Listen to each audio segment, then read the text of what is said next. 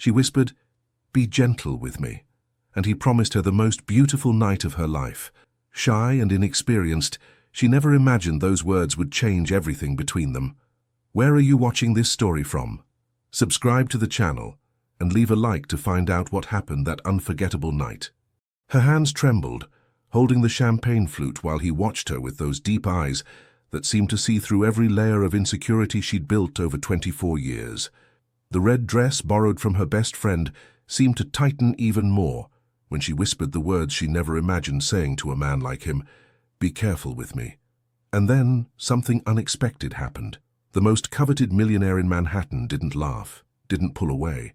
He gently held her face between his hands and made a promise that would resonate for the next 18 months of her life. "I'm going to give you the most beautiful night you've ever lived. And after, if you let me, all the other nights too." The world was spinning too fast that October night, and it wasn't because of the French champagne served on silver trays. It was because of the way he looked at her, as if she were the only person in that ballroom filled with New York's elite. The lights of the Plaza Hotel created golden constellations over Central Park, and the aroma of white roses in the monumental arrangements mixed with sophisticated perfumes that cost more than her monthly rent. She'd grown up in a small apartment in Brooklyn, where the smell of homemade lasagna permeated the worn curtains, and the sound of church bells from the nearby parish marked every Sunday. Her life was predictable as the seasons. She woke early to work at the public library in Greenwich Village, always ate the same chicken noodle soup for lunch, and spent evenings reading novels that talked about lives she'd never dared imagine for herself. 3 characteristics defined her unequivocally: a paralyzing shyness that made her blush even greeting acquaintances, an acute sensitivity that brought her to tears with strangers' stories, and a brutal honesty with herself that prevented her from pretending to be who she wasn't. Her internal conflict was simple and devastating. She desperately desired to experience life intensely, but the fear of not being enough kept her prisoner in her comfort zone. "I don't belong here," she'd whispered to her friend 2 hours earlier, attempting to escape for the 3rd time. But fate, that invisible architect of life-changing moments, had other plans. The collision was literal. The Napa Valley wine he was holding stained his impeccable white shirt, and she felt the world stop as she stammered, rushed apologies in nervous English. But he smiled. Not a condescending smile, but genuine, warm, as if this were the most interesting moment of his evening. "I think you just gave me the perfect excuse to escape this party," he said in a smooth voice, and there was something in his tone that made her forget, for an instant, all her fear. What she didn't know was that this 42-year-old man was going through the most difficult moment of his professional life. In the last 6 months, his company had faced a hostile takeover attempt that threatened to destroy everything he'd built in nearly 20 years of hard work. His motivation for being at that event was purely strategic. He needed to maintain appearances while fighting behind the scenes to save his empire. The last thing he expected was to find someone who would remind him why he'd started all this, because at some distant moment, he too had been young, with simple dreams and an open heart. They talked all night, first on the hotel terrace, where the breeze from Central Park brought the smell of fresh air and roses growing on nearby balconies. Then at a small diner in the village that she knew, where the aroma of bacon and eggs contrasted violently with the sophistication of the event. She talked about her favorite books, about the stray cat she fed every morning near Washington Square Park, about the secret dream of someday writing her own stories. He listened in a way that made her feel for the first time in her life that her words mattered. There was a difference of almost 18 years between them, but in that moment, it seemed they spoke the same language. When the sun began to rise over the East River, painting the sky in shades of pink and orange, he took her to the Brooklyn Bridge. From there, they could see all of New York waking up, the lights of bagel shops turning on, the first tourists climbing toward Times Square, life resuming its unique rhythm. "I built all of that," he said, pointing to the skyscrapers in the distance, "but I'd forgotten what it's like to see beauty in small things." It was then that she gathered courage and whispered those words, "Be careful with me." He didn't respond immediately. Instead, he took her hand in his, and in that contact there was a promise deeper than any words. New York was waking at their feet, silent witness to a beginning that neither of them fully understood yet. "I've never been careful with things that truly matter," he said finally, his voice barely a whisper against the dawn. "But with you, I promise to try." Sometimes the moments that change a life don't come announced with fanfares or celestial signs. They come disguised as accidental encounters, as wine spilled on white shirts, as glances that last 1 second longer than necessary. And when they arrive, they don't ask if we're ready. They simply happen, forever transforming the before and after of our story.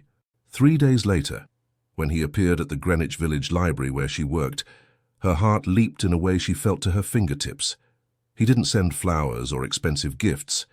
He brought a rare copy of a book by Walt Whitman that she'd mentioned that night, with a simple dedication, "For the one who taught me to see again." The smell of old paper and varnished wood in the library had always comforted her, but that day the familiar atmosphere seemed to transform. The tall shelves cast elongated shadows on the tile floor, and the reverent silence was broken only by the accelerated beating of her own heart. "I didn't think you'd come back," she admitted, her fingers caressing the worn cover of the book. The brutal honesty that characterized her didn't allow her to feign indifference. "I've spent 3 days trying to convince myself that that night was an error in judgment," he replied, leaning against the checkout counter with a casualness that contradicted the intensity of his eyes. "But every time I try, I remember how your eyes shone when you talked about Whitman, and all my logical reasons evaporate." She wanted to tell him that men like him didn't end up with women like her, that there was a difference of almost 2 decades between their worlds, between their experiences, between everything that defined their realities. But the words stuck in her throat when he extended his hand. "Have dinner with me tonight. Not in fancy places where everyone watches us. Take me to your New York, the one tourists never see." The following weeks were a delicate dance between 2 worlds that shouldn't have met. She took him to small family restaurants in the Lower East Side, where the owner knew every customer's name and served the best pastrami sandwiches in the city. They walked through narrow streets of Chinatown, where graffiti told stories of rebellion and hope. They got lost in local markets where the smell of fresh fish and exotic spices created an overwhelming sensory symphony. He, in turn, began to show her fragments of his life with a vulnerability that surprised them both. He told her about lonely nights in his penthouse on the Upper East Side, where spectacular city views only emphasized the emptiness he felt. He confessed about his 2 failed marriages, relationships that died suffocated under the weight of his ambitions and the absence of true connection. "I'm 42 years old," he said one night while they shared burgers at a small pub, "and I've just realized I spent 20 years building an empire and forgetting to build a life." But the first real obstacle came on a Tuesday afternoon, when a New York gossip magazine published photos of them together. The headlines were cruel, questioning not only what a man of his position saw in someone so ordinary, but also making biting comments about the age difference. "Millionaire businessman and his new youthful conquest," the headline read, and below, poisonous speculation about how long it would last before he got bored and returned to his usual circle. She read those words sitting on the floor of her Brooklyn apartment, feeling each letter as confirmation of her worst fears. The walls she'd painted sunshine yellow to brighten the small space seemed to close in on her. The aroma of coffee that normally comforted her turned bitter on her tongue. For 3 days she didn't answer his calls. Each time the phone rang, his name lighting up the screen, she felt a war between the desire to hear his voice and the paralyzing terror that those cruel words were true. Doubts consumed her in the silent hours of dawn. What did she have to offer a man who had seen and experienced so much? Was she just a momentary distraction from his problems? A midlife whim that would end when the novelty wore off? Her best friend tried to console her, but the well-intentioned words only scratched the surface of a deeper fear.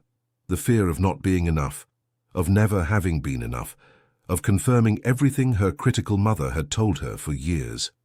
Meanwhile, he found himself in his office in the financial district, looking at the Hudson River through floor-to-ceiling windows that cost more than her entire apartment.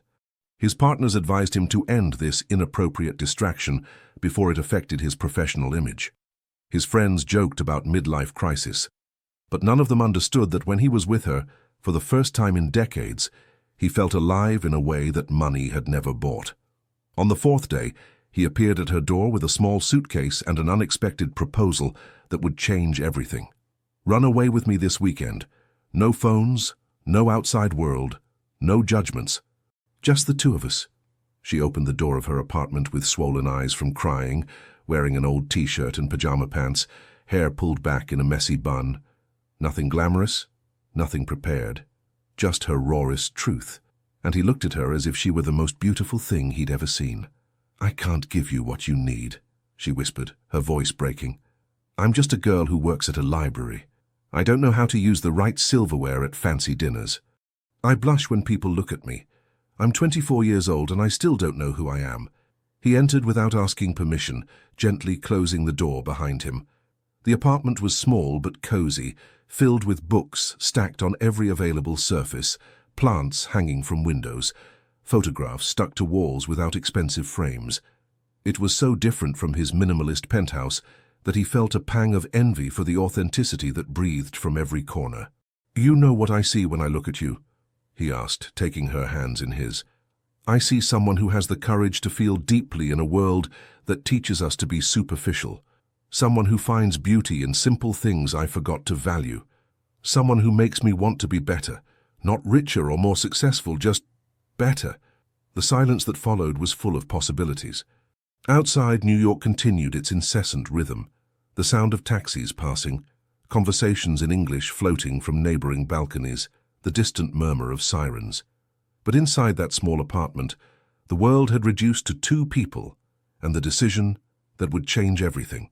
"One weekend," she finally accepted, her voice barely a whisper. "But if at the end of those days you decide this is a mistake, I promise not to make it difficult for you. Deal. And if at the end of those days you decide I'm too old, too complicated, too much of everything you don't need, I promise to respect it." They drove to the Catskills in comfortable silence, the landscape gradually transforming from the Hudson River to imposing mountains. The smell of the river was replaced by the aroma of pines and damp earth. The air became cooler, cleaner, as if they were leaving behind not just New York, but all the weight of expectations and judgments. The cabin he'd rented was rustic but charming, made of old wood with exposed beams on the ceiling and a stone fireplace that dominated the main room. The windows offered spectacular views of mountains covered with early snow, and the silence was so absolute you could hear your own thoughts. That first evening they prepared a simple dinner together: beef stew with vegetables, crusty bread, local red wine. The aroma of the slowly simmering stew filled the cabin, mixing with the smoke from the wood crackling in the fireplace. "Tell me something you've never told anyone," he proposed while cutting the bread, a gesture so domestic and ordinary that it became extraordinary coming from someone accustomed to dinners served by private chefs. She hesitated, the wooden spoon she was using to stir the stew stopping mid-motion. There were so many guarded truths, so many secrets she'd kept even from herself. "When I was a child," she began slowly, "my mother used to tell me I was too sensitive for this world, that crying over strangers' stories or worrying about stray cats would make me vulnerable, easy to hurt. I spent years trying to harden my heart, build walls, become someone she could approve of." She paused, watching the dancing fire. "But the problem is that when you build walls to keep pain out, you also keep out everything good. And one day I woke up and realized I'd spent 24 years existing without really living." He listened in silence, and in that silence there was more understanding than in 1,000 words of comfort. "My turn," he finally said, pouring wine into mismatched glasses they'd found in the cabinets. "I've been married twice. The first time I was 28 and thought love was enough. The second I was 35 and thought compatibility was enough. Both ended because I was so obsessed with building my empire that I forgot to build a home. I worked 18 hours a day, traveled constantly, prioritized every meeting over every anniversary." He took a sip of wine, the bitterness evident in his expression. "When my second wife left me, she said something I'll never forget. You've spent 15 years becoming someone everyone admires, but no one really knows." They ate slowly, sharing stories that hurt to tell but needed to be released. She told him about her lonely youth, the few boyfriends she'd had who made her feel invisible, the constant feeling of not fitting anywhere. He shared about the pressure of maintaining appearances, how success had isolated him, the nights he wondered if anyone would love him if he lost everything. Outside, it began to snow softly. White flakes danced in the darkness, illuminated by the warm light emanating from the windows. The world became silent and magical, as if they'd entered a dimension separate from the rest of reality. "You know what's the scariest thing about all this?" she asked later, curled up by the fireplace with a wool blanket that smelled faintly of lavender. "It's not the age difference, or your money, or even what people say. It's that for the first time in my life, I want something so intensely that the simple thought of losing it paralyzes me." He knelt before her, his hands framing her face with a tenderness that contrasted with the evident strength in every gesture. "Then we're even. Because I'm 42 years old and I thought I'd already experienced everything life had to offer. But with you, every moment feels like discovering the world for the first time." Outside, the snow continued to fall, covering the world in white, offering a new beginning as pure and full of possibility as the silence between two people who finally allow themselves to be vulnerable. Saturday morning dawned crystalline, the sun shining on a landscape transformed into a sea of pristine white. The aroma of fresh coffee and buttered toast floated from the cabin's small kitchen, mixing with the lingering smell of burned wood from the fireplace they'd kept going all night. She woke wrapped in thick blankets, listening to the sound of him moving in the kitchen. For a moment, she allowed the unreality of the situation to envelop her. She was in the Catskills, with a man who 2 weeks ago was a complete stranger, feeling more at home than in her own Brooklyn apartment. "Good morning, Sleeping Beauty," he greeted when she appeared with tousled hair and one of his shirts as an improvised pajama. There was something profoundly intimate in that domestic scene that no five-star restaurant could replicate. They had breakfast at the small table by the window, watching how the sunlight made the snow sparkle like thousands of diamonds. Scrambled eggs, bacon, toast with jam, coffee with cream in ceramic mugs. Simple, perfect. "There's something I need to show you," he said suddenly, his tone becoming serious. He pulled out his cell phone, the only one he'd brought for emergencies, and showed her a series of emails. "This arrived last night." She read in silence, her expression gradually changing from confusion to understanding, and finally to something that looked like pain. The emails were from his business partners, threatening dissolution if he didn't show up for a crucial meeting in Boston that Monday. A meeting that could save a significant part of his company in crisis. "That's why you brought only one small suitcase," she whispered, the realization hitting her like ice water. "Because you were planning to leave early Sunday." "No," he responded firmly, taking her hands. "I brought a small suitcase because the only thing I need right now is right in front of me. The meeting can wait. In fact, I already responded. I told them I'm not going." She withdrew her hands abruptly, standing from the table. Confusion and pain battled inside her, mixing with something darker. Guilt. "Are you crazy? That meeting could save your company. Everything you've worked for 20 years. You can't sacrifice that for this." She gestured vaguely between them, unable to put a name to what they shared. "For this?" he repeated, also standing. "You mean the only real thing I've had in a decade? The first time in years I wake up and actually want to be awake. You don't understand." She wrapped her arms around herself, as if protecting herself from the emotional cold threatening to freeze her. "Eventually you'll blame me. When your company collapses, when you lose everything, you'll remember you chose to stay here with me instead of saving it, and you'll hate me for it." The silence that followed was dense, charged with all the insecurities she'd tried to bury for days. Outside, a bird sang, completely oblivious to the human drama unfolding inside those wooden walls. "You know what's the difference between you and all the people I've known in my adult life?" he finally asked, his voice calm but intense. "They see me as a means to an end, a useful connection, an investment source, a trophy at their social events. But you see me, and that terrifies and liberates me at the same time." She wanted to believe him. God, how she wanted to believe him. But years of insecurities whispered poisonous doubts in her ear. "I've spent 20 years chasing something," he continued, slowly approaching. "Building an empire that's supposed to impress everyone, but the truth is it left me empty. Rich, yes. Successful by the world's standards, absolutely. But alone. Deeply, desperately alone." He stopped in front of her, his eyes seeking hers. "Until that night at the plaza when you spilled wine on my shirt and gave me the perfect excuse to remember who I was before becoming this." "But I can't be your salvation," she protested, tears beginning to form. I'm 24 years old. I can barely save myself. How am I supposed to save you? I don't need you to save me, he replied softly, wiping away a tear rolling down her cheek. I need you to remind me why it's worth being saved. And yes, I'd lose my company 1,000 times if it means not losing this, not losing you. It was then that she discovered something fundamental about herself. She'd spent 24 years waiting for someone to tell her she was enough, when the truth was, she'd never believed herself enough. And that rooted belief was sabotaging her now, just when she finally had something real. I'm going to tell you something I need you to understand, she said, her voice trembling but firm. If you lose everything because of me and then blame me, it will destroy me. But if you lose everything and I know it was your conscious choice, one you'd make again without regret, then I can bear it. I need to know this isn't a midlife impulse you'll regret in 6 months. He took her in his arms, and she could feel his heart beating against her cheek. Strong, steady, real. When I was 22, he began, I opened my first company with a loan I could barely pay. I worked 18 hours a day for 3 years. I sacrificed relationships, health, happiness, everything, for the dream of building something meaningful.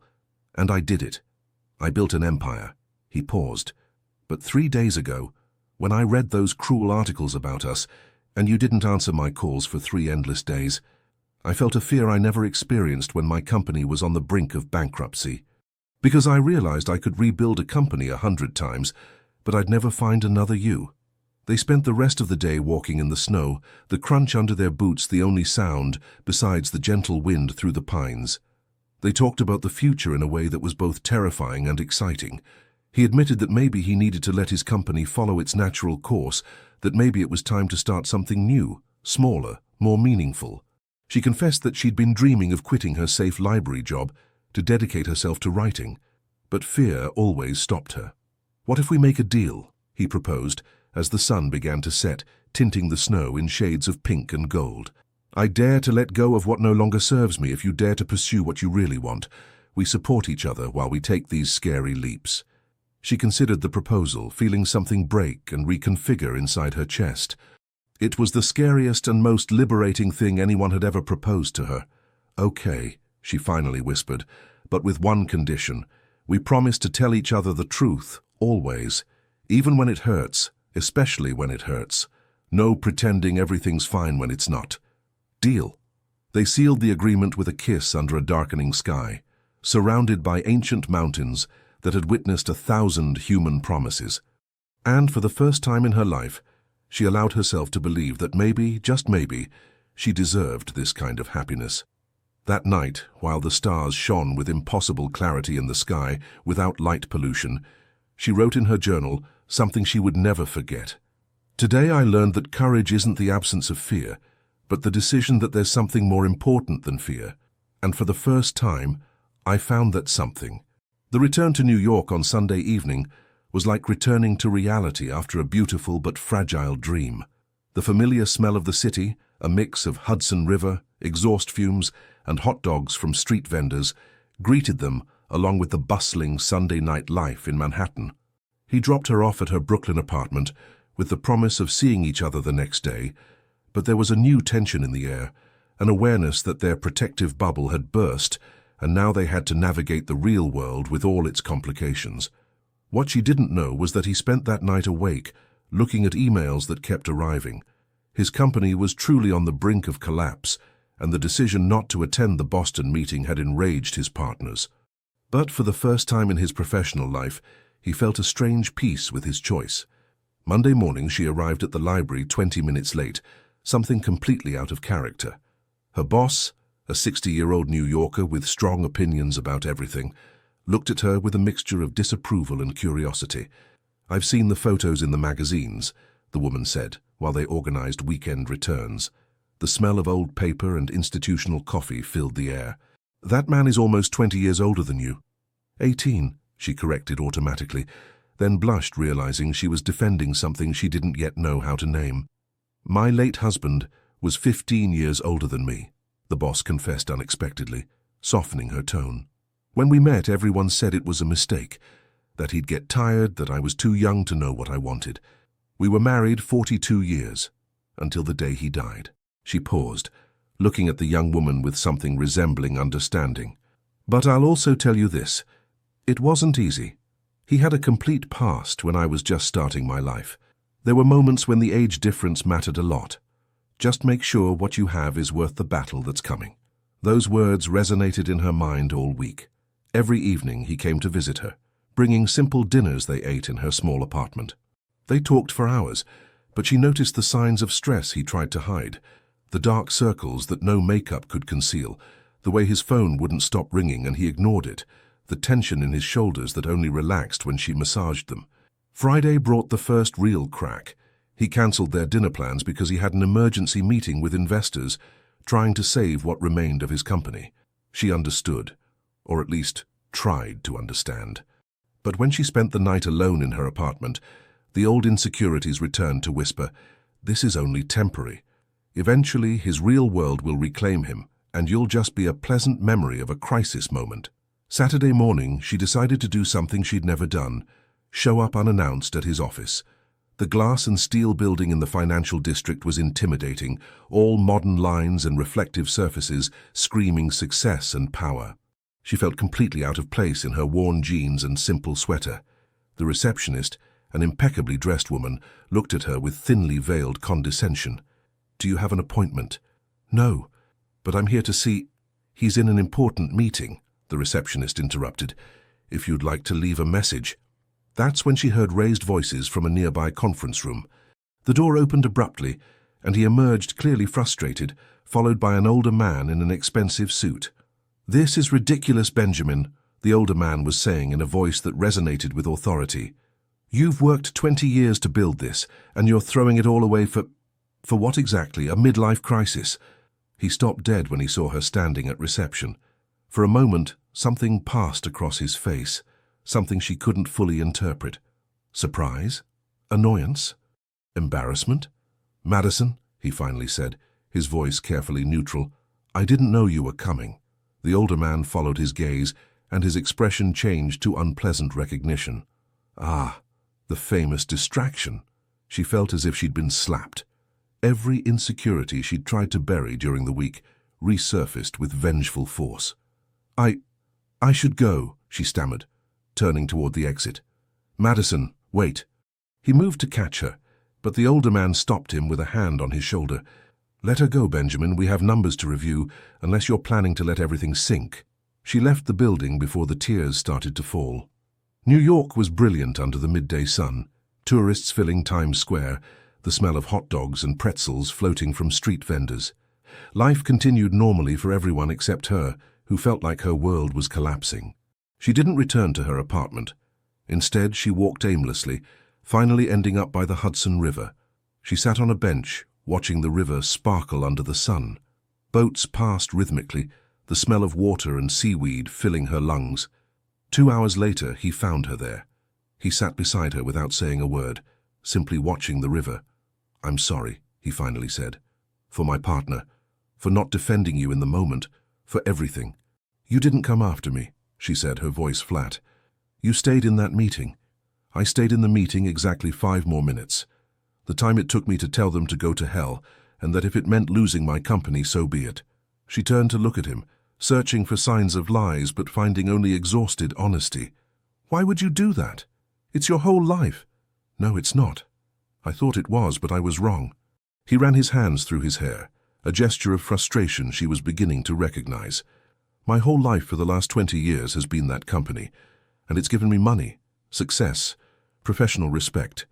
But it hasn't given me a single Saturday morning where I wake up and actually want to be awake. It hasn't given me 3-hour conversations about Whitman's poetry. It hasn't given me the feeling that someone sees me, really sees me, and still decides to stay." "I'm scared," she finally admitted, the brutal honesty that characterized her forcing her to be vulnerable. "I'm scared that one day you'll wake up and realize you changed everything for someone who's half your age and a quarter of your experience. I'm scared your friends are right that I'm just a distraction from your real problems. Then we're even. Because I'm scared that one day you'll wake up and realize you fell in love with someone who's a mess, who's losing his empire as we speak, who comes with 20 years of emotional baggage. I'm scared you'll look around and see everything you sacrificed to be with me." The boats continued to pass, indifferent to human fears. A seagull cried overhead, and somewhere nearby, a group of children laughed while playing near the water. "So what do we do?" she finally asked. "I think we stop being afraid of our fears and start living anyway. Because the alternative of separating to protect ourselves from possible pain already feels like the most painful option." She took his hand, intertwining their fingers. It wasn't a magic solution.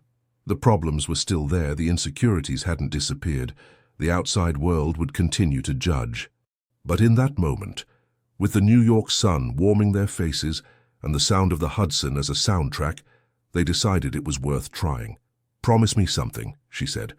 "Promise that if you ever regret choosing me over your company, you'll tell me. Don't keep silent resentment. Just tell me. I promise if you promise the same. If you ever feel you sacrificed your youth or your freedom to be with me, tell me. Promise." They didn't know then that this promise would be tested in ways neither could imagine. But for now, it was enough to have the promise, to have the conscious choice to try despite everything. 3 weeks later, he made her a proposal that terrified her more than anything so far. "I want you to meet my family."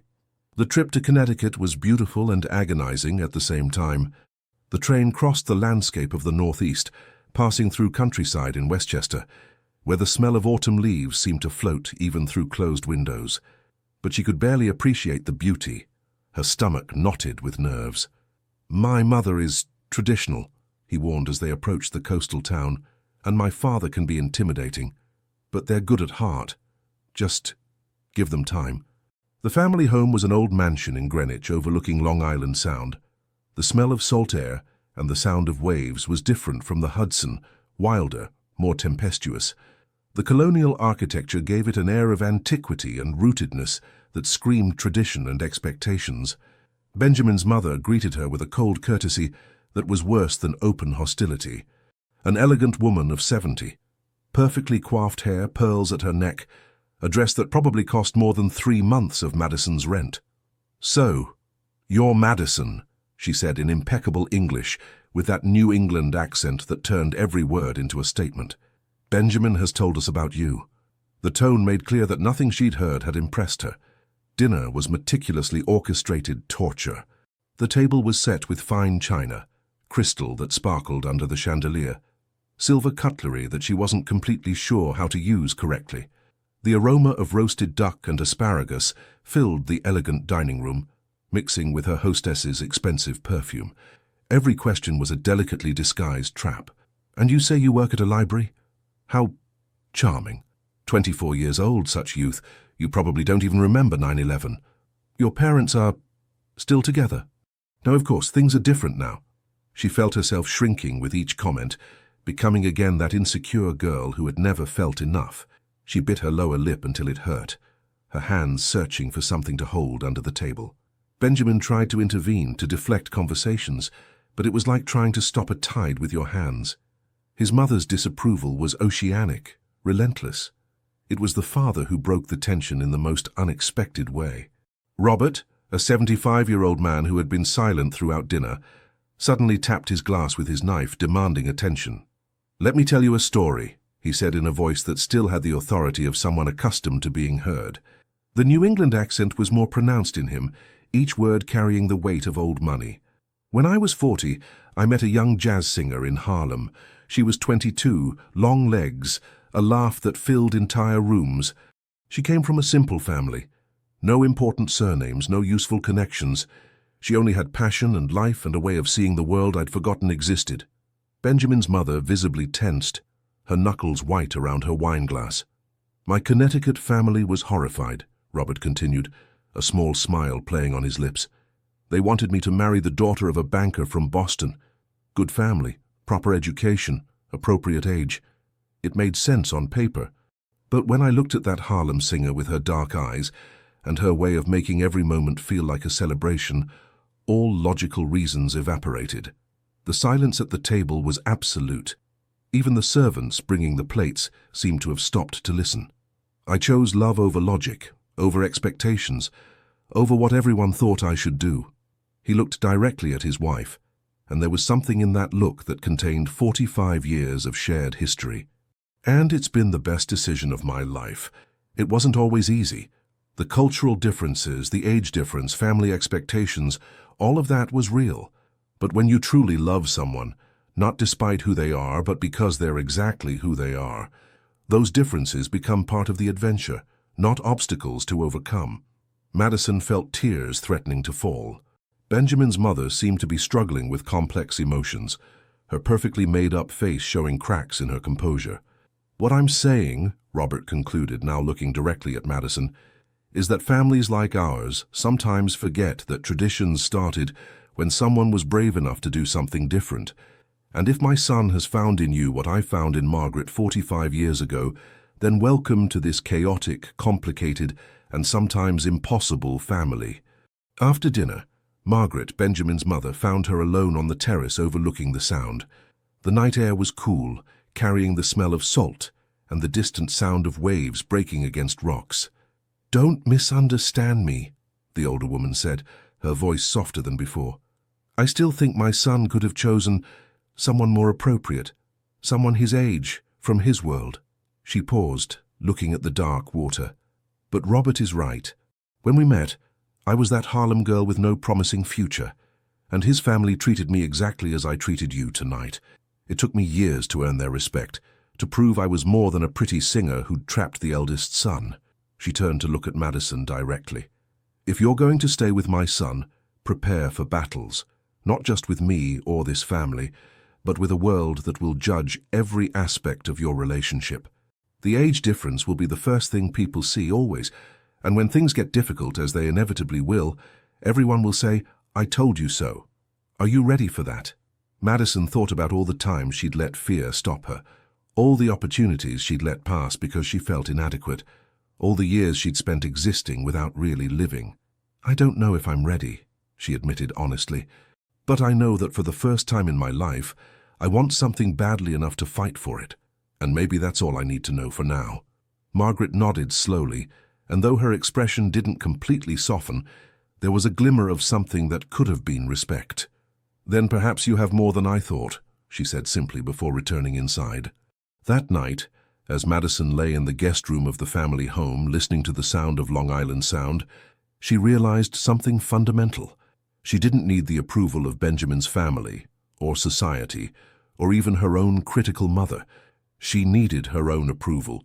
She needed to believe she deserved love, that she deserved happiness, that she deserved to take up space in the world without constantly apologizing for it. It was the hardest lesson she'd learned so far, and she was only beginning to truly understand it. Winter arrived in New York with unusual snowstorms that transformed the streets into rivers of slush reflecting the city lights. The smell of wet concrete and coffee from shops mixed with the aroma of roasted chestnuts sold on street corners. Christmas lights began to appear, and the city prepared for the holidays. But for Benjamin, winter brought more than just a change in weather. It brought the final collapse of his business empire. Madison was in her apartment, trying to write her first short story for the creative writing course she'd finally enrolled in, when she received the call. His voice sounded hollow, distant. "It's over. The company. Everything. I signed the papers this morning." She dropped her pen, her heart racing. "I'm coming. Where are you?" She found him in his Upper East Side penthouse, sitting in the dark, looking at the city lights. He hadn't turned on the lamps, and New York glowed out there like a sea of artificial stars. The apartment, which had always seemed cold and minimalist to her, now simply seemed empty, like a museum of a life that no longer existed. 20 years, he said when she entered, without turning to look at her. 20 years of sacrifices, of working 18 hours a day, of losing 2 marriages, of sacrificing everything on the altar of success. And it's gone in 6 months. She sat beside him on the enormous designer couch that probably cost her yearly salary. The smell of his cologne mixed with whiskey filled the air. A half-empty bottle rested on the glass table. "What does this mean practically?" she asked. Always practical even in crisis. "It means I'll have to sell this apartment, liquidate assets, probably accept a corporate job with someone who used to work for me. It means the man you met at that event, the millionaire with connections and power, no longer exists." There was a heavy silence. She could feel the shame radiating from him, the weight of a collapsed identity. "Good," she finally said. He turned to look at her, genuine surprise on his face. Good? Good. Because the man I met at that event was impressive, yes. But the man I fell in love with was the one who took me to eat at diners his social circle would never visit. The one who listened for hours about my writing dreams without getting bored. The one who wasn't afraid to admit he was lost and needed help finding himself again. She moved closer, taking his hand. Your company doesn't define you, Benjamin. In fact, I think it imprisoned you. Easy for you to say, he replied, and there was a bitterness in his voice she'd never heard before. You're 24. You can start over 100 times. I'm 42. This was my second chance, and I ruined it. The words hurt, but she understood they came from pain, not truth. You're right, she said calmly. I'm 24, and until 6 months ago, I was so paralyzed by fear that I couldn't even imagine a different life for myself. You taught me to have courage. Now it's my turn to remind you what that means. Over the following weeks, she witnessed the disintegration of a man who had defined his worth by his business success. Benjamin became taciturn, distant. He stopped shaving. He drank more than he should. He refused calls from former colleagues offering help, too proud to accept what he saw as charity. Madison continued visiting him daily, bringing simple homemade food he mostly left untouched. She tried to initiate conversations that died in monosyllables. She sat with him in silence when words served no purpose. One night, 3 weeks after the collapse, he said something that almost destroyed her. You should leave. Find someone your age without all this baggage, someone who can give you the life you deserve instead of dragging you into my failure. She looked at him for a long moment, feeling anger build in her chest. Not anger at him, but at the world that had taught him his value was in his bank account. No, she said firmly, I'm not going to leave you because that would be easier for your self-flagellation narrative. If you want me to leave, you're going to have to tell me you don't love me, that this was a mistake from the beginning. But don't ask me to leave you just because you lost money. Because if that's all you think I'm worth, an accessory for a successful man, then you never knew me at all. It was the first time she saw him cry. Not elegant, cinematic tears, but deep sobs that shook his whole body, 20 years of repressed emotions finally breaking the surface. She held him while he cried, her own shirt soaked with his tears and hers. Outside, New York continued its nightlife, sirens in the distance, laughter from people leaving bars, the eternal murmur of a city that never completely sleeps. I don't know who I am without the company, he finally admitted, his voice hoarse. I've been CEO, entrepreneur, investor for so long. If I'm not that, what am I? You're the man who remembers the name of the owner of every small restaurant we visit. You're the man who can talk about Whitman for hours. You're the man who makes me coffee exactly how I like it without me having to ask. You're the man who sees beauty in sunsets over the Hudson and 3 a.m. conversations. You're enough without the title, without the money, without any of the things you thought defined you. Those words didn't magically heal him. Recovery from a collapsed identity doesn't work that way. But they planted a seed, a small possibility that maybe, just maybe, there was life after the empire. Christmas came with New York transformed into a sea of lights and carols. The smell of cinnamon and mulled wine filled the streets, families gathering for traditional celebrations. Madison invited Benjamin to spend Christmas Eve with her in her small Brooklyn apartment. They cooked a simple dinner together, roasted chicken, mashed potatoes, apple pie from the bakery around the corner. The apartment smelled of rosemary and red wine, and the candles she'd lit created dancing shadows on the book-covered walls. This is more than I had planned for this Christmas, he admitted while they set the table. I thought I'd be alone, drowning in self-pity and expensive whiskey I can no longer afford. Instead, you're here, drowning in my terrible attempt at roasting chicken, she joked, trying to lighten the mood. He smiled, the first genuine smile in weeks. Your terrible chicken is the best gift I've received in years. After dinner, while they shared apple pie and bourbon that burned sweetly in the throat, he said something that changed everything. I've been thinking about starting something new, not another big company. Something small, meaningful. There are so many young immigrant entrepreneurs in New York who need mentoring, startup capital, someone who believes in them. I thought maybe I could use what's left of my resources to help them build what I'm letting go. Madison felt pride swelling in her chest.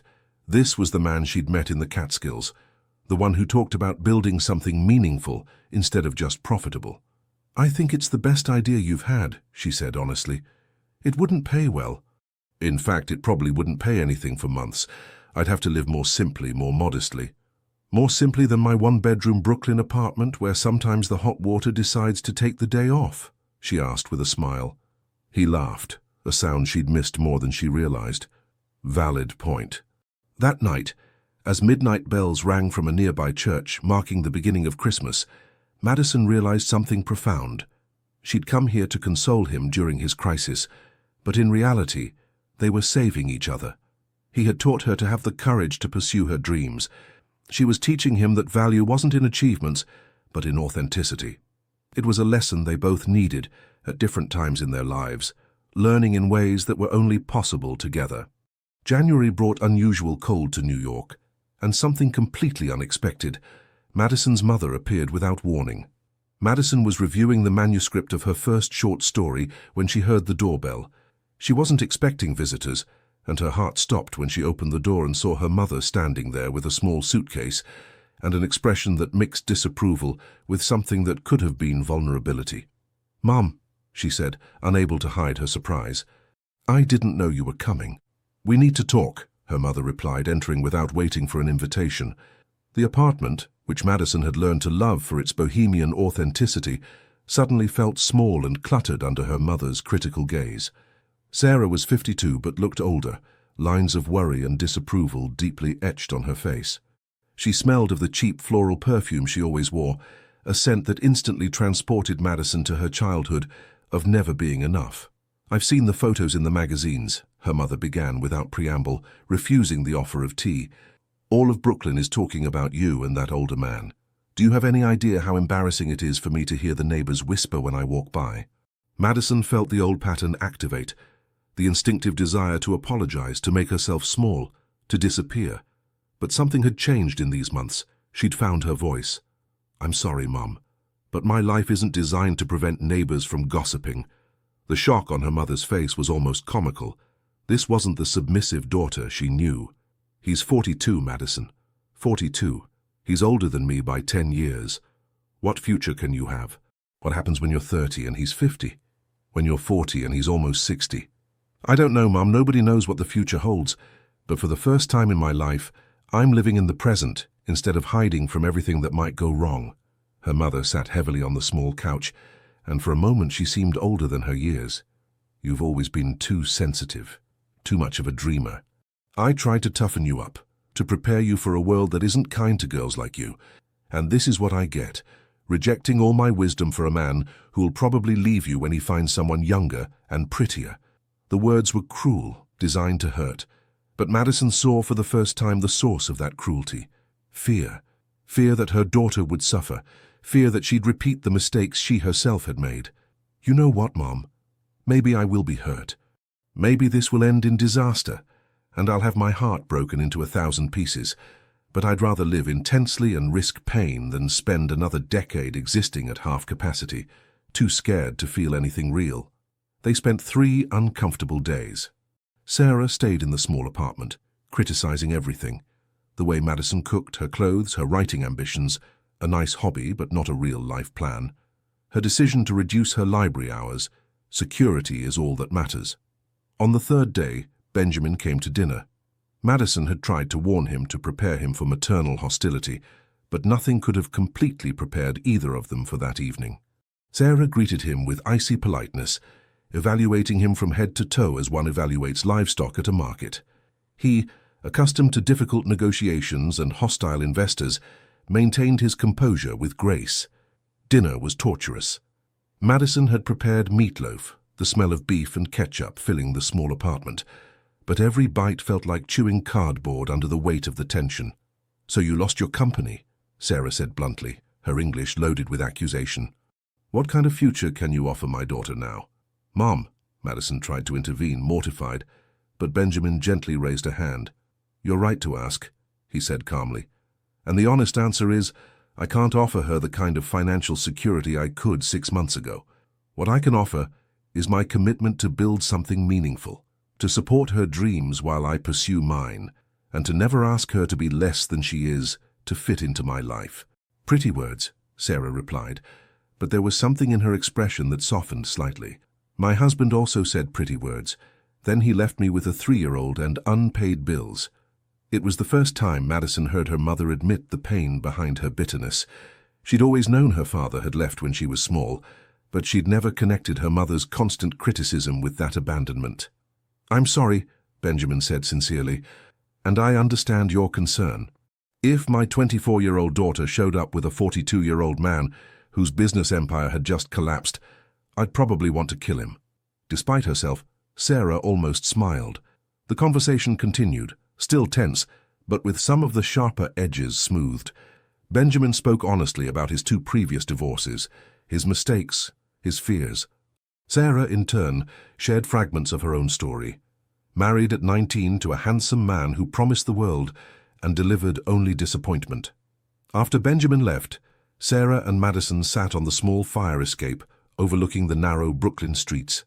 The cold January air smelled of chimney smoke and fresh bread from the bakery below, baking for the next day. "It's not what I wanted for you," Sarah finally said, her voice softer than before. "I wanted you to have security, stability, all the things I never had. I wanted to protect you from the kind of pain I experienced. I know, Mom, but in the process of trying to protect me, you taught me to be so afraid of living that I almost missed the chance for something real." Sarah was silent for a long moment. "When I look at you with him, I see something I never had with your father. Even in the good times, he never looked at me the way that man looks at you. Like you're the most precious thing in his world." She paused. "But I also see the potential for pain, because when you love that intensely, loss hurts proportionally." "It's worth it," Madison said simply. "The risk of pain is worth the possibility of real love." Her mother nodded slowly, and though the disapproval didn't completely disappear, it transformed into something more like reluctant acceptance. "Just be careful, and if he ever hurts you, you have a home to come back to." Always. It was the closest thing to a blessing Madison had received from her mother, and in its imperfection, it was perfect. March brought the first signs of spring to New York. The smell of cherry blossoms began to perfume the streets, and the city shook off winter lethargy with renewed energy. For Madison and Benjamin, it also marked the beginning of a personal rebirth. He had officially started his new venture, something he called Roots, an incubator for young immigrant entrepreneurs who needed not just capital but mentoring and connections. It operated from a shared space in Williamsburg, surrounded by vibrant street art and the raw energy of multicultural Brooklyn. The contrast with his old glass and steel office couldn't have been more dramatic. Madison visited him on his first official day. The space smelled of strong coffee and young ambition, walls covered with whiteboards filled with ideas in a dozen different languages. Benjamin was in his element, listening to a young Nigerian present his idea for a food delivery service, his eyes shining with the kind of passion that had been absent for months. "This is different," she observed, while they shared bagels at a small cafe nearby later. The smell of cream cheese and lox filled the air. "You look alive." "I feel alive," he admitted. "For the first time in years, I'm not building something just to impress investors or compete with other CEOs. I'm building something because it matters." She too had made difficult decisions. After months of deliberation and sleepless nights, she'd reduced her library hours to part-time. The other hours she dedicated to writing, something that terrified and excited her in equal measure. Her first short story was accepted for publication in a small New York literary magazine. The payment was almost nothing, but when she received the acceptance email, she cried for 20 minutes in the library bathroom. They weren't tears of sadness, but of validation of something she'd never allowed herself to believe. That maybe, just maybe, she had something valuable to say. April found them navigating a different kind of crisis. The age difference, which they'd managed to partially ignore during the intense months of the past year, manifested in an unexpected way. Madison was invited to a birthday party for a classmate from her creative writing course. It was at a trendy bar in the East Village, filled with 20-somethings drinking cheap beer and talking about their artistic ambitions. She invited Benjamin, thinking it would be fun. The evening was a silent disaster. He felt completely out of place among people the age of his youngest employees. talking about bands he'd never heard of and problems he'd left behind 2 decades ago. Madison, for her part, felt torn between two worlds, unable to fully relax in either. On the walk home, through the cobblestone streets of the village where the smell of spilled beer mixed with the aroma of late-night pizza from vendors, the tension finally exploded. "I don't belong there," he finally said. "Among your friends, your classmates, they all looked at me like I was your rich father funding your artistic dreams." "They're not my real friends," she protested. "Just classmates. And nobody thought that. Madison, I'm 42. When you were born, I was already in college. When you were starting kindergarten, I was getting married for the first time. These differences exist, and pretending they don't matter doesn't make them disappear." The words hurt because they contained truth, but Madison had learned that uncomfortable truth was better than comforting lies. "You're right," she admitted. "There are moments when the age difference is absolutely evident, but there are also moments when I feel we have more in common than people my own age. Moments when your experience teaches me things I'd never learn otherwise, and moments when my fresh perspective reminds you of things you'd forgotten." "And when we have children?" he suddenly asked, stopping in the middle of the street. It was the first time he'd mentioned that specific future. "Will you be happy with a father who'll be mistaken for the grandfather at school events?" She hadn't thought that far ahead, and the question caught her by surprise, but instead of avoiding it, she forced herself to consider honestly. "I don't know," she finally said. "But I know I'd rather have children with you, even with all the complications that might bring, than children with someone appropriate, who doesn't make me feel half of what I feel with you." It wasn't a perfect answer, but it was honest. And in honesty, they found common ground where they could build. May brought the spring festivals of New York, and with them, a moment Madison would keep forever. They walked together through decorated streets, the smell of hot dogs and street vendor pretzels mixing with the sound of street musicians playing. They watched street artists create ephemeral paintings on sidewalks, an old New York tradition where people of all ages worked together to create something impossible. "We're like them," Madison observed, as a little girl maybe 6 years old climbed on adults' shoulders to add a touch of color to a collective painting. Different ages, different experiences, but all essential to create something beautiful that none could accomplish alone. Benjamin looked at her with something resembling wonder. How can someone so young be so wise? "I have a good teacher," she smiled. June arrived with New York heat and an important decision. Benjamin finally sold his Upper East Side penthouse, that minimalist palace that had been a symbol of his success, but never a real home. With the money, he paid remaining debts and put the rest into his Roots project. "Where will you live?" Madison asked when he gave her the news. "I was thinking," he began, suddenly nervous in a way she found charming. "Your apartment is small. Definitely too small for two. But there's a place in Brooklyn, 2 bedrooms, rooftop access with views of Manhattan, reasonable rent. I thought maybe we could... I mean, if you wanted..." She kissed him before he could finish the awkward proposal. Yes. Moving in together was chaotic and perfect. Boxes everywhere, her books mixing with his, her modest clothes sharing space with his now rarely used suits. The apartment smelled of fresh paint and new beginnings. The first night in the new apartment, they cooked together in the small kitchen that was twice the size of her old place, steak and potatoes, ambition that exceeded their culinary ability. The meat was slightly overcooked, the potatoes a bit lumpy, but the taste was perfect because they'd made it together. "To this," he toasted with cheap red wine from the corner bodega, "to new beginnings, modest apartments, overcooked steak, and the love that taught us happiness has no price tag. To us," she added, "despite and because of all our differences." From the rooftop of their new home, they could see the Manhattan skyline in the distance, New York's lights spreading like a blanket of earthly stars. The night breeze carried the smell of jasmine from neighboring fire escapes, and the distant murmur of the city that never sleeps. For the first time in their respective lives, they both felt exactly where they were supposed to be. July brought suffocating heat to New York, and with it, a crisis neither of them saw coming. Madison had been struggling for weeks with her second short story, sitting in front of the blank screen at the small desk they'd set up near the window. The cursor blinked mockingly, and the words simply wouldn't come. The smell of sweat and frustration filled the small workspace. Meanwhile, Roots was flourishing beyond expectations.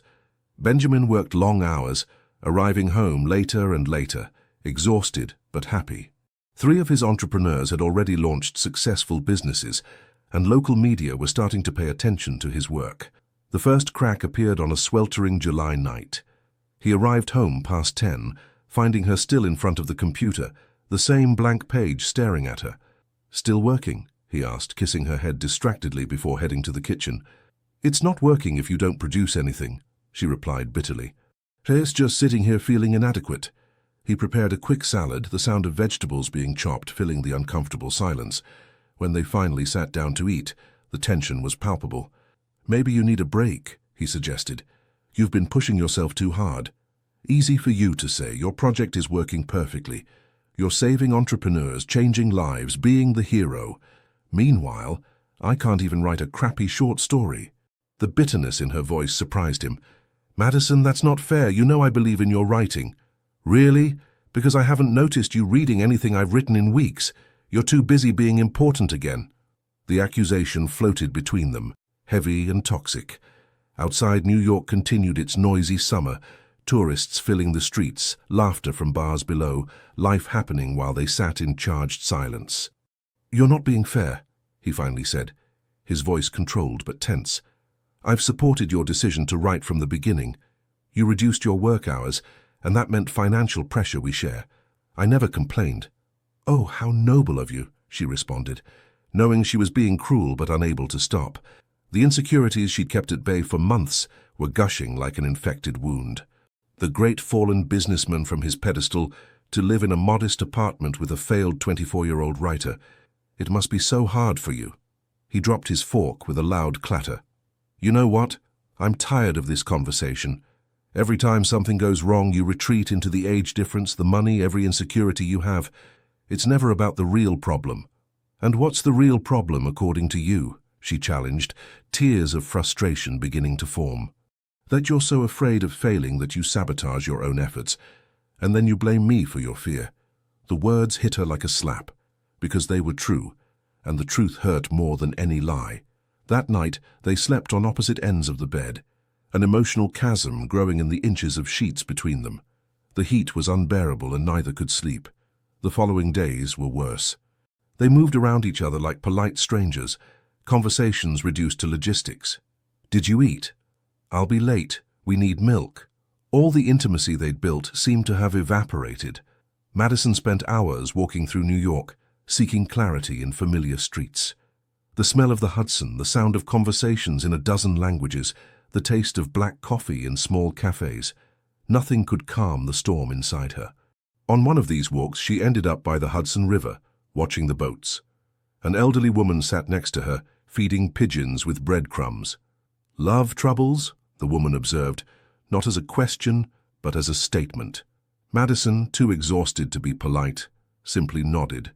"Let me guess. He's older. You feel inadequate. You're both afraid to admit you're afraid." Madison turned to look at her, surprised. The woman laughed. "I'm 75. I've seen this story 100 times. The question isn't whether you love each other.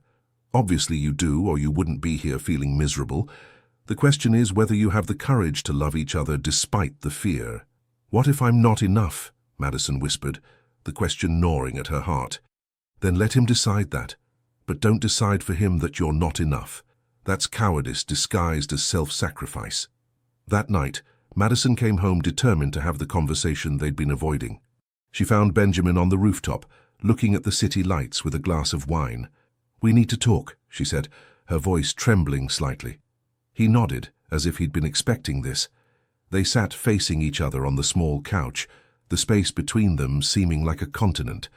"I'm scared," she began, forcing herself to the brutal honesty that had always been her trademark. "Scared I'll never be as successful as you. Scared I'm just a phase, something you needed during your crisis but won't need anymore when things get better. Scared that one day you'll wake up and realize you sacrificed too much for someone too young, too insecure, too everything you didn't need." He listened in silence, letting her finish. "And the worst part," she continued, tears falling freely now, "is that I'm so afraid of disappointing you that I'm sabotaging myself. I can't write because a part of me believes that if I never finish anything, I never have to face the fact that maybe I'm not good enough. Madison, he finally said, his voice full of an emotion she couldn't fully name. I'm 42 years old. I've built companies, lost companies, been married twice, traveled the world. And the only thing I genuinely regret is every moment I spent being too cowardly to be vulnerable.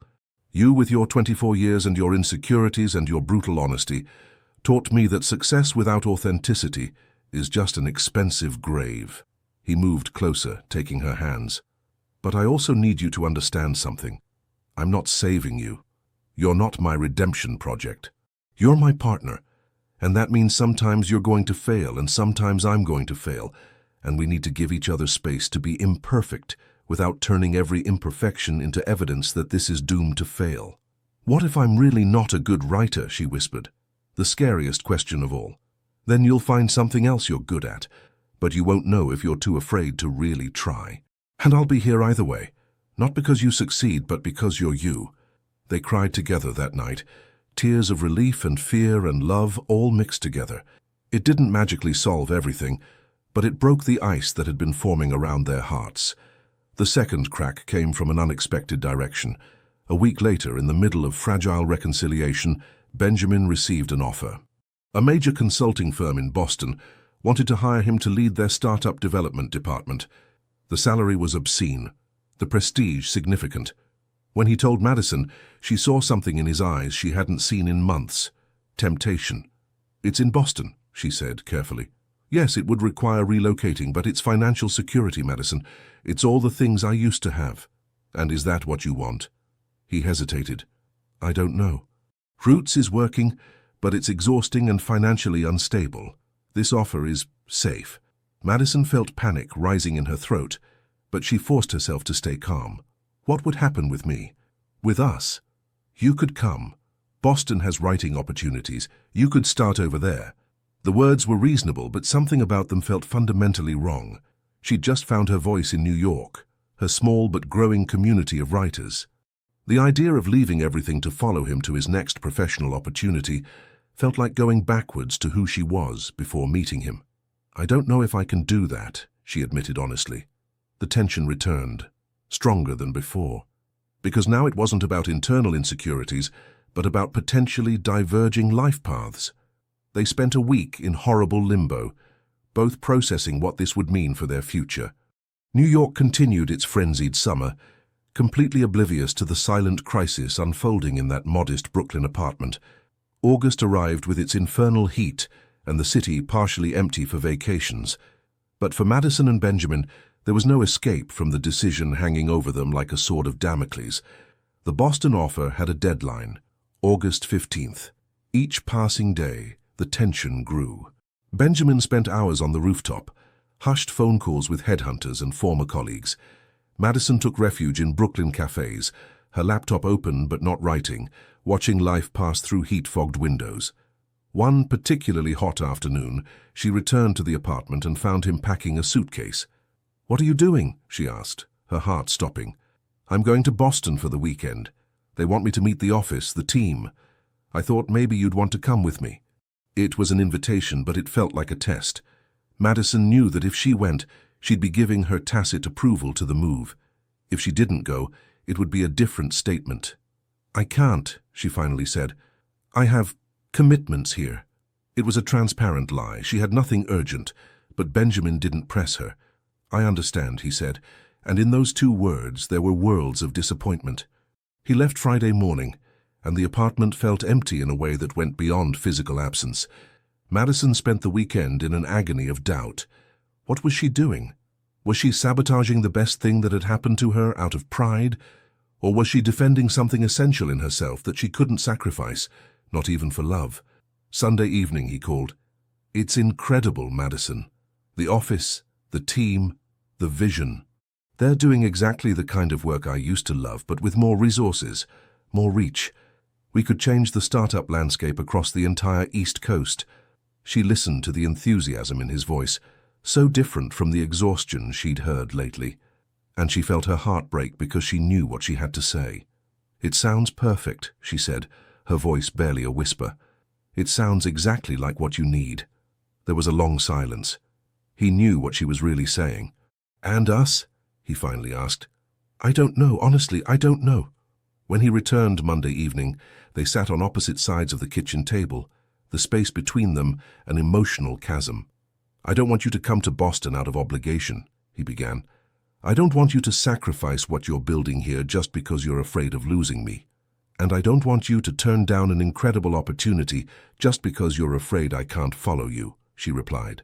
They were careful with each other, too careful, as if moving around broken glass. "Maybe," he began, then stopped. "Maybe what?" she pressed. "Maybe we need to admit this isn't working, not the way we need it to work. I'm not willing to ask you to give up everything for me, and you're not willing to come to Boston. And we're both too scared to admit that maybe, despite everything we feel, it's not enough." The words floated in the air like toxic smoke. Madison felt as if someone had ripped her heart from her chest. "Is that what you want?" she asked, barely able to form the words. "To end this?" He ran his hands over his face, exhausted. "No. God, no. But I also don't want us to spend the next years accumulating resentment. That you end up hating me because you sacrificed New York for me, or that I end up hating myself because I sacrificed my career for you. So what do we do?" The silence that followed was the heaviest they'd shared. Outside, New York continued its summer, but inside that apartment it felt like the world was ending. It was Madison who finally broke the silence, her voice trembling but clear. "When I met you, I was so afraid of living that I was existing at half capacity. You taught me that courage isn't the absence of fear, but doing hard things despite fear. But now you're asking me to choose between two types of courage, the courage to follow you into the unknown, or the courage to stay and build something of my own. And I don't know how to do both." He listened, tears shining in his eyes. "And you," she continued, "spent 20 years building an empire that almost destroyed you.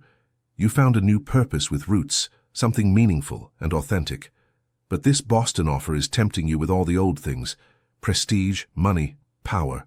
And I'm afraid that if you take it, you'll lose what you found these last months. You'll lose the part of you that finally learned that success without authenticity is just an expensive grave." "You're right," he admitted after a long moment.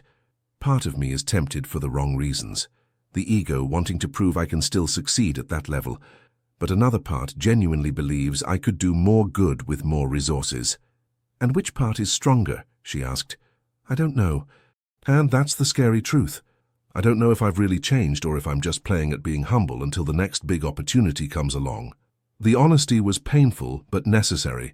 They were seeing each other with brutal clarity, all romantic illusions stripped away. "I think," Madison said slowly, processing her thoughts aloud, "we need to make decisions based on who we want to be, not on who we're afraid of losing. You need to decide if Boston is really what you want, or if it's just familiar and safe after months of uncertainty. And I need to decide if I can build a life there that's not just following you, but creating something of my own." "And if we can't?" he asked.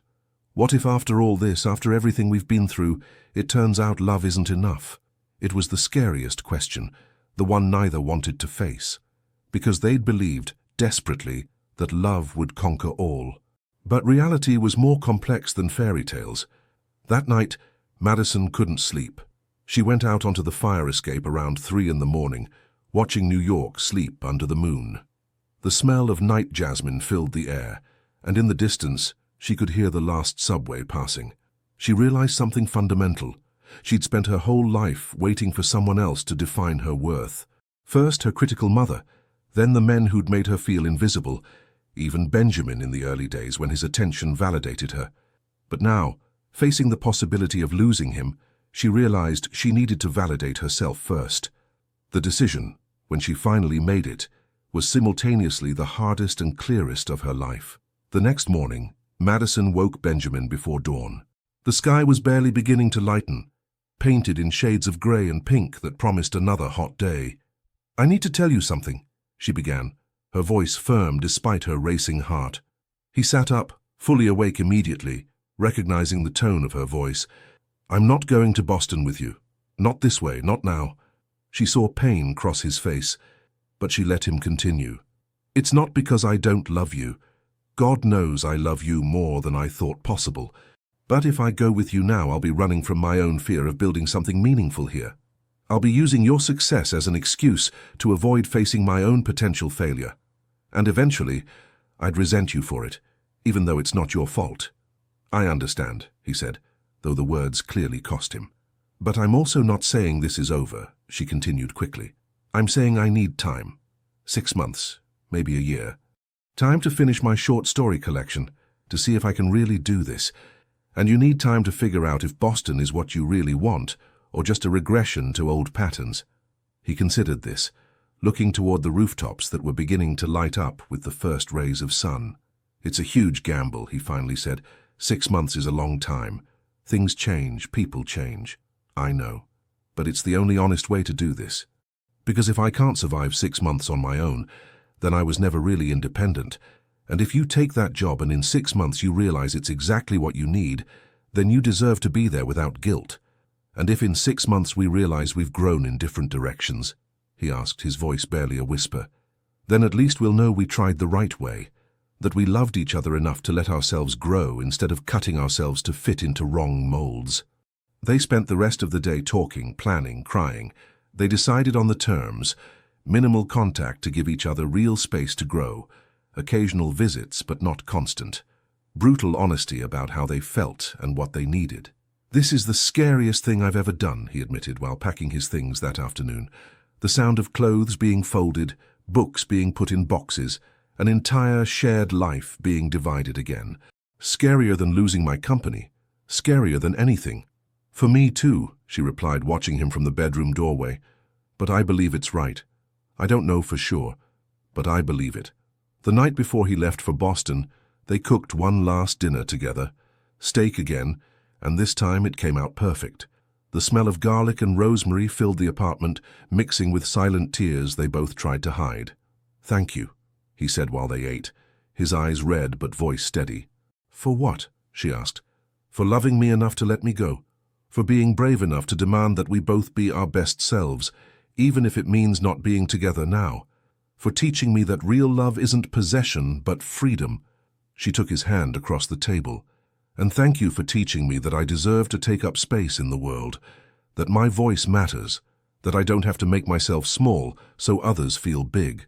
They made love that night with desperate intensity, memorizing every touch, every breath, every second, as if they could capture the essence of what they shared and carry it with them to their respective futures. In the morning, he left early to catch the 7 o'clock train. Madison forced herself not to go with him to the station, knowing that if she saw him leave, she'd lose her resolve. After the door closed behind him, she sat on the floor of the apartment that was now just hers and cried. She cried for the love they were betting on, for the difficult months ahead, for the uncertainty of everything. But when she finally dried her tears and stood up, she also felt something else, a spark of pride. She'd made the hardest decision of her life based on who she wanted to be, not on who she was afraid of losing. She opened her laptop, looked at the blank page that had tormented her for months, and for the first time in weeks the words began to flow. Not perfect, not brilliant, but authentic. And that was a beginning. In Boston, Benjamin settled into his new corporate apartment, all modern lines and impressive views. But it felt empty in a way his old penthouse never had, because now he knew the difference between a space and a home, between success and meaning, between impressing and connecting. His first day at the new office was exactly as he expected: energizing, challenging, prestigious. But when he returned to his empty apartment that evening, he wondered if he'd made the biggest mistake of his life. The answer, he knew, would only come with time. 6 months to discover if they could grow together while apart, or if they'd grow too far apart to find their way back to each other. It was a terrible, beautiful, and completely necessary gamble. September arrived with its first rains, washing away the lingering heat of New York summer. The city smelled of wet pavement and new beginnings, students returning to universities, the city regaining its post-vacation rhythm. Madison established a rigorous routine. She worked at the library in the mornings, wrote in Brooklyn cafes in the afternoons, attended her creative writing workshop 3 evenings a week. The apartment, which she'd shared so briefly with Benjamin, became her sanctuary of creative solitude. The first days were the hardest. His absence was palpable in every corner, The coffee cup she no longer needed to prepare, the empty space in bed, the silence where 3 a.m. conversations used to exist. There were nights when she picked up her phone 100 times, her fingers hovering over his contact, before forcing herself to put it down. They'd agreed on a weekly call, Sundays at 8 p.m. Those calls were bittersweet, full of things they wanted to say but couldn't, carefully neutral updates on their separate lives. "I finished another story," she'd tell him, excitement barely contained in her voice. "That's amazing," he'd respond, genuinely proud. "What's it about?" A woman who learns that being loved means first loving yourself enough to demand real reciprocity. The silence that followed was loaded with unspoken meaning. In Boston, Benjamin quickly discovered that prestige and resources came with a price. Endless meetings, corporate politics, pressure from investors who measured success only in financial returns. It was exactly the world he'd left behind, and though he was good at it, he found it profoundly empty. His colleagues noticed his distraction. "Trouble in paradise," they'd joke, referring to his personal life that he kept meticulously private. "Something like that," he'd respond vaguely. In October, Madison received news that made her cry with joy. A mid-sized New York publisher was interested in publishing her short story collection. It wasn't a major publisher. The advance was modest, but it was real. It was tangible validation that maybe, just maybe, she had something valuable to say. When she told Benjamin in their weekly call, his voice exploded with pride. "I knew it. I always knew you'd make it." "You believed before I could believe it," she admitted. "That made all the difference." "Does it make you happy?" he asked. "The book, New York, the life you're building, does it make you genuinely happy?" She considered the question honestly. Happy is complicated. "I'm proud, excited, terrified. I miss you. I miss you so much being here to celebrate. But yes, I'm building something real, something mine, and that feels important." In November, Benjamin had his moment of truth. The company wanted him to lead a hostile takeover of a struggling startup. It was exactly the kind of ruthless corporate move he used to execute without thinking twice. But now, looking at the numbers and knowing it would mean 100 people losing their jobs, he felt physically sick. "It's just business," his boss argued. "If we don't do it, someone else will." But Benjamin couldn't get out of his head the faces of the young entrepreneurs at Roots. How one of the companies he'd helped start was exactly like this vulnerable startup. "I can't do it," he finally said, in a meeting full of surprised executives. "Not this way. If we're going to acquire them, let's do it in a way that preserves jobs and real value, not just extracting profits." The decision didn't make him popular, but that night he slept better than he had in months.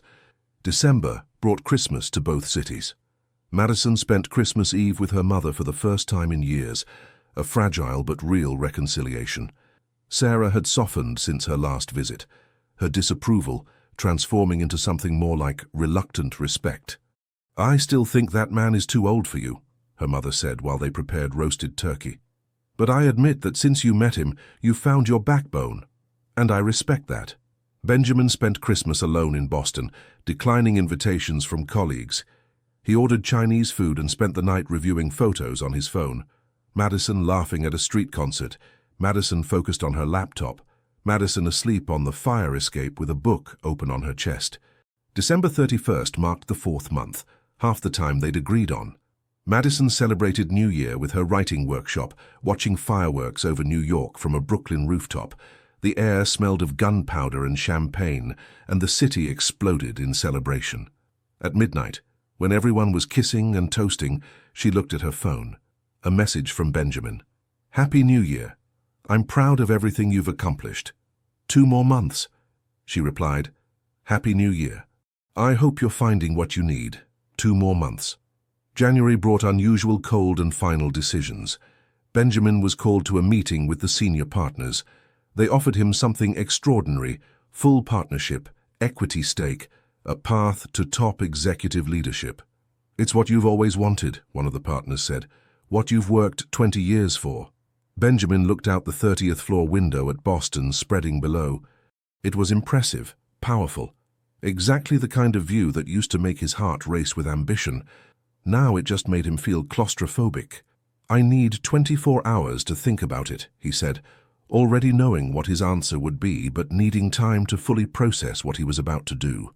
That night, he called Madison outside their regular schedule. She answered immediately, concern in her voice. "Are you okay? They offered me partnership. It's everything I've ever wanted professionally." Silence from the other end. He could hear her breathing. "What are you going to do?"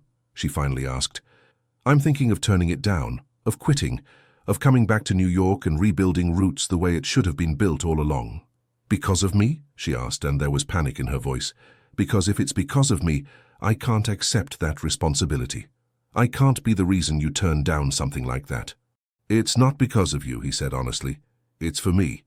These 4 months have taught me something crucial. I can succeed in this corporate world. I'm good at it. But it makes me miserable. It turns me into someone I don't respect. And life's too short to spend more decades being good at something that empties my soul." He heard her breathing irregularly, as if she were crying silently. "Benjamin, that's the bravest thing I've ever heard. I learned it from a 24-year-old writer who had the courage to demand we both be our best selves."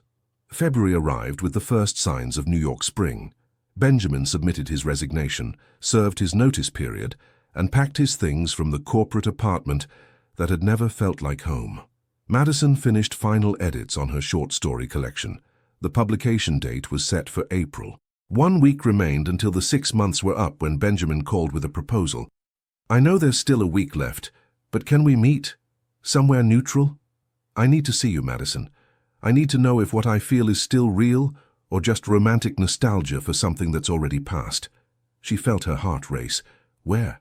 The Brooklyn Bridge, where it all began, this Saturday at dawn. Saturday dawned cold and clear, New York slowly waking under a sky that promised sun.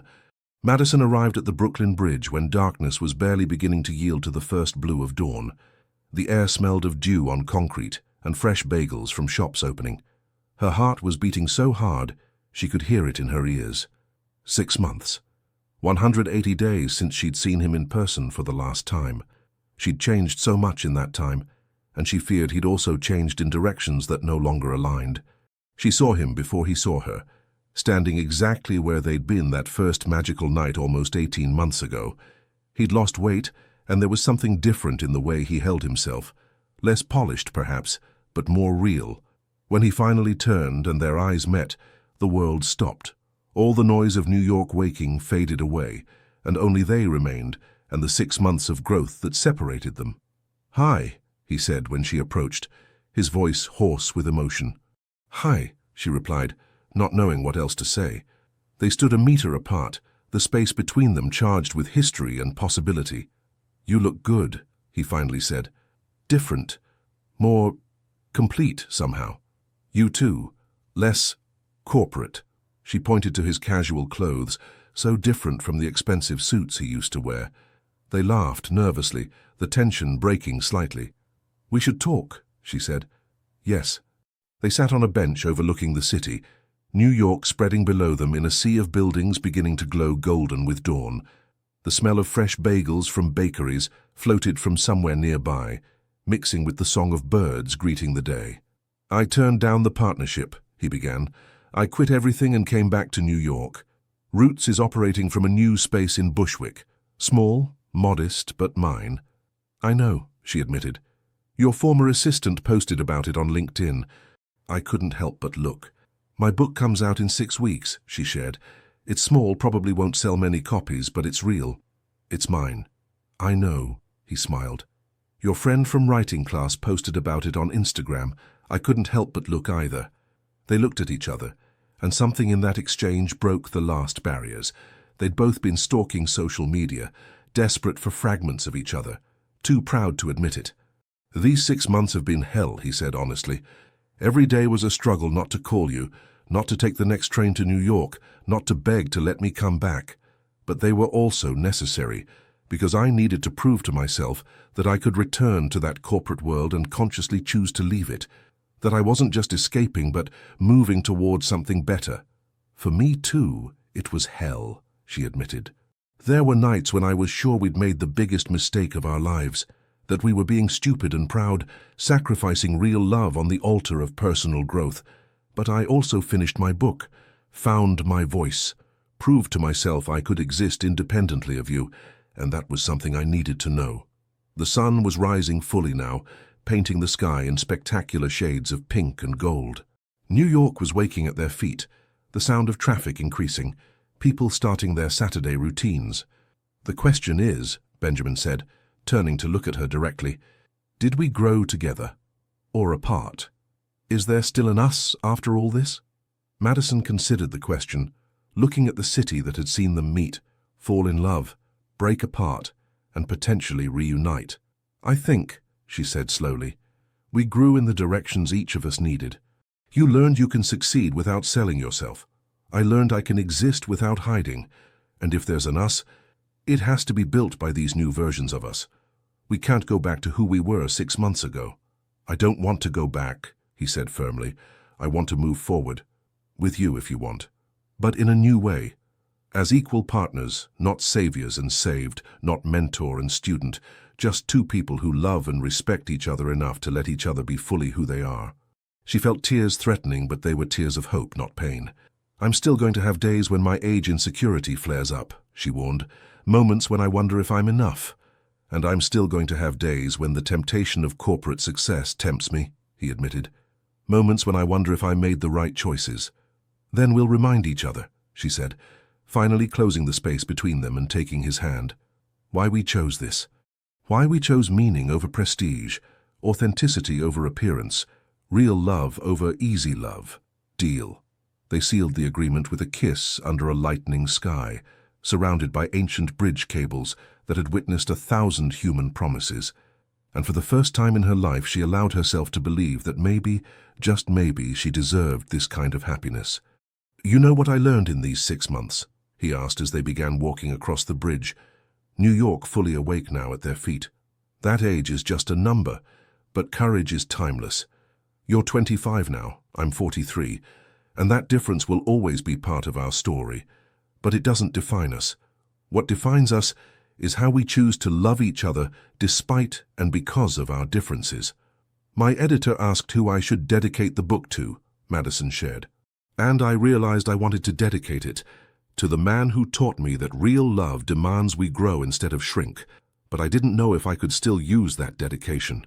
"Use it," he said, his voice full of emotion, "because it's true. And my first investment from Renewed Roots is going to a 25-year-old writer whose voice needs to be heard. Not because she's my partner, but because she's brilliant, and the world needs her perspective." They kissed as the sun finished rising, New York fully awake now at their feet. The kiss tasted of salt from happy tears and coffee from the thermoses they'd both brought. It was a kiss of welcome and promise, of second beginnings and first times. When they finally pulled apart, Madison laughed through her tears. "You kept your promise," she said, remembering that first night. "You gave me the most beautiful night I'd ever lived. And then, you gave me all the other nights too. Even the nights we were apart, because those were part of our story too." "Our story," he repeated, smiling. "I like how that sounds. Not my story or your story, but our story." They spent the rest of the day walking through New York, revisiting places that had been significant in their journey.